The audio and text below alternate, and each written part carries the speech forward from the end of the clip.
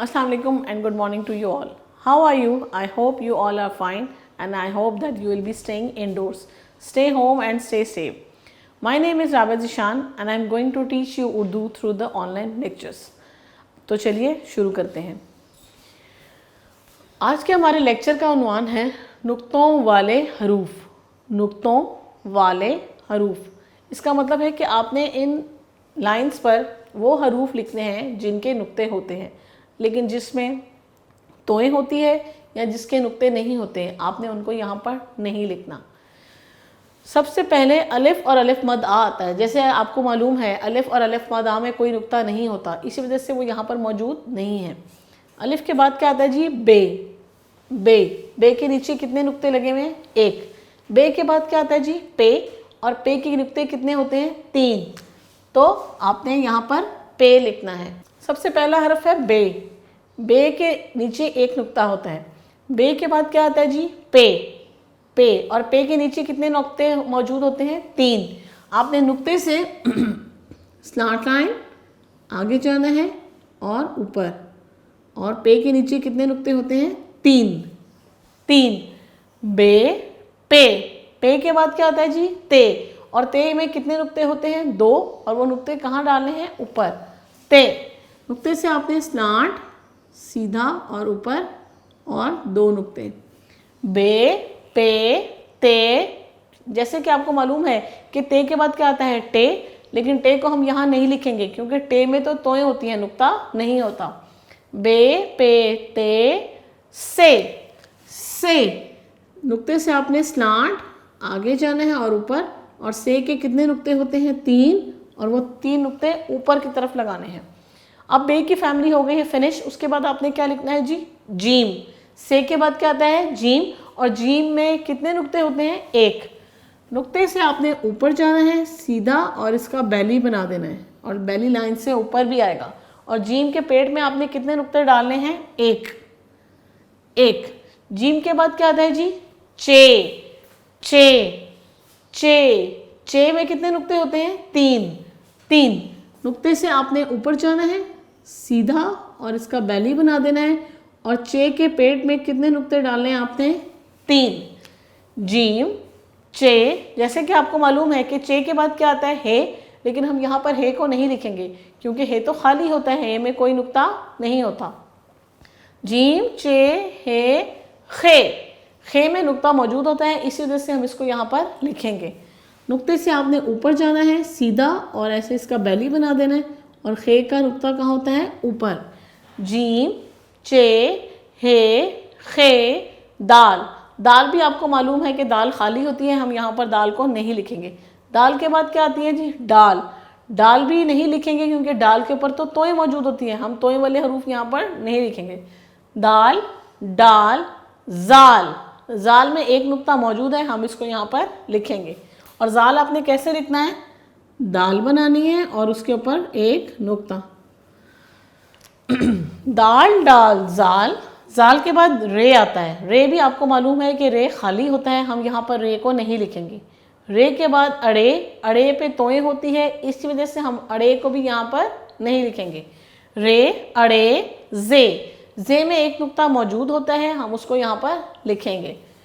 और जे को कैसे लिखना है? आपने नुक्ते से नीचे बनाया, लाइन को टच नहीं करना, और यहाँ से स्लैंट लाइन। और जे में कितने नुक्ते होते हैं? एक। जे के बाद क्या आता है जी? ये। ये, और ये में कितने नुक्ते होते हैं? तीन। और ये आपने कैसे लिखना है? नुक्ते से नीचे आना है स्लैंट और तीन नुक्ते। तीन नुक्ते। ये के बाद सीन आता है, लेकिन सीन को हम यहाँ पर नहीं लिखेंगे। क्यों नहीं लिखेंगे? क्योंकि सीन में कोई नुक्ता नहीं होता। सीन के बाद क्या आता है जी? शीन, और शीन में कितने नुक्ते होते हैं? तीन। इसी वजह से हम शीन को यहाँ पर लिखेंगे। शीन को बनाने का तरीका मैं आपको बता चुकी हूँ। आपने डॉट के साथ दो नुक्ते और लगाने हैं और इसके शोशे बनाने हैं डॉट्स को टच करके, फिर इसका बैली लाइन से नीचे जाके ऊपर, और शीन में कितने नुक्ते डालने हैं आपने? तीन। सीन। सीन को नहीं लिखा आपने क्योंकि सीन के नुक्ते नहीं होते। शीन। स्वाद। स्वाद को भी आप यहाँ नहीं लिखेंगे क्योंकि स्वाद खाली होता है। स्वाद। ज़्वाद। ज़्वाद को लिखेंगे क्योंकि ज़्वाद में एक डॉट होता है, नुक्ते के साथ आपने एक और डॉट लगाना है और यहाँ पर प्याला बनाना है। प्याले के सेंटर में एक डॉट, इसको इससे टच करना है और यहाँ पर इसका बेली बना देना है। ज़्वाद, ज़्वाद, स्वाद, ज़्वाद, तोए। तोए में कोई नुक्ता नहीं होता, तोए खाली होता है, इस वजह से हम यहाँ पर इसको नहीं लिखेंगे। तोए के बाद क्या आता है जी? ज़ोए। और ज़ोए में कितने नुक्ते होते हैं? एक। हम यहाँ पर ज़ोए को लिखेंगे। नुक्ते से नीचे आना है, स्लांट और ऐसे सर्कल।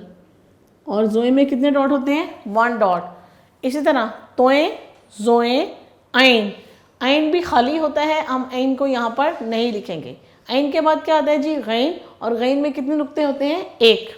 गैन कैसे लिखेंगे आप? उल्टा दाल और बेली और 1 डॉट। आइन, गैन, फे। फे में एक नुक्ता मौजूद होता है, हम उसको यहाँ पर लिखेंगे फे। और फे की बनावट कैसे है? नुक्ते से आपने गोल करना है, नीचे आना है और लाइन को टच करके आगे। फे में कितने नुक्ते हैं? एक। फे, ऐन, गैन, फे, काफ। काफ, काफ कौन से वाला? जिसकी आवाज़ हलक से निकलती है, नुक्तों वाला। और काफ में कितने नुक्ते होते हैं? 2।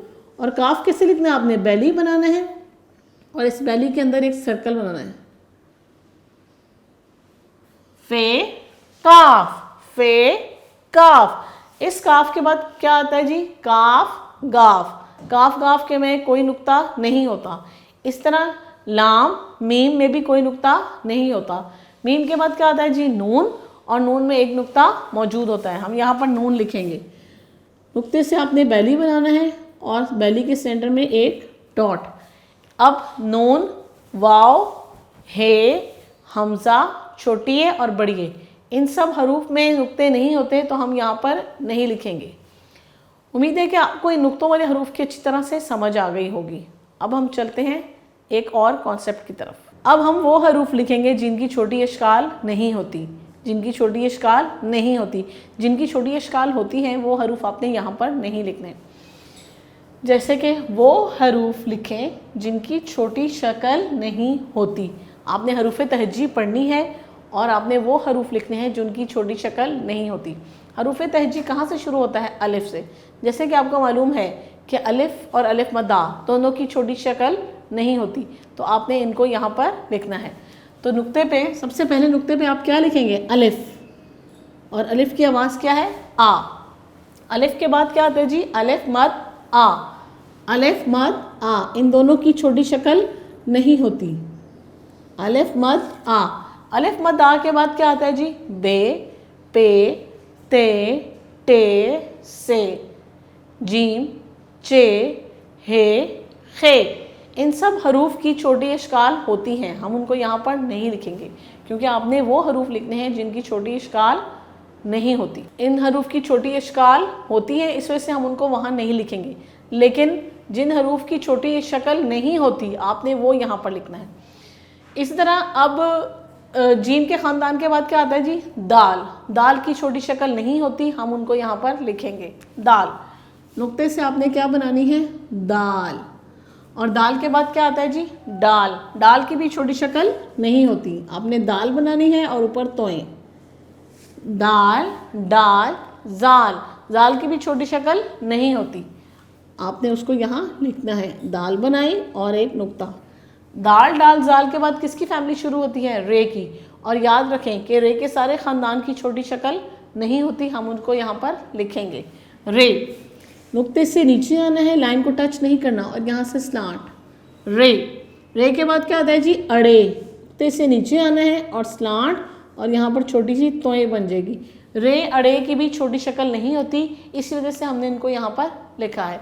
रे, अड़े, जे। जे, ज। जे की भी छोटी शक्ल नहीं होती, इसी वजह से हमने इसको यहाँ पर लिखा है। रे, अड़े, जे, ये। ये की भी छोटी शक्ल नहीं होती, हम यहाँ पर वो हरूफ लिख रहे हैं जिनकी छोटी अशकाल नहीं होती। रे, अड़े, जे, ये। इसके बाद सीन, शीन, स्वाद, ज़्वाद, इन सब की छोटी अशकाल होती हैं, हम उनको यहाँ पर नहीं लिखेंगे। स्वाद, स्वाद के बाद क्या आता है जी? तोएं और ज़ोएं। तोएं, ज़ोएं की भी छोटी अशकाल नहीं होती, हम उनको यहाँ पर लिखेंगे तोएं।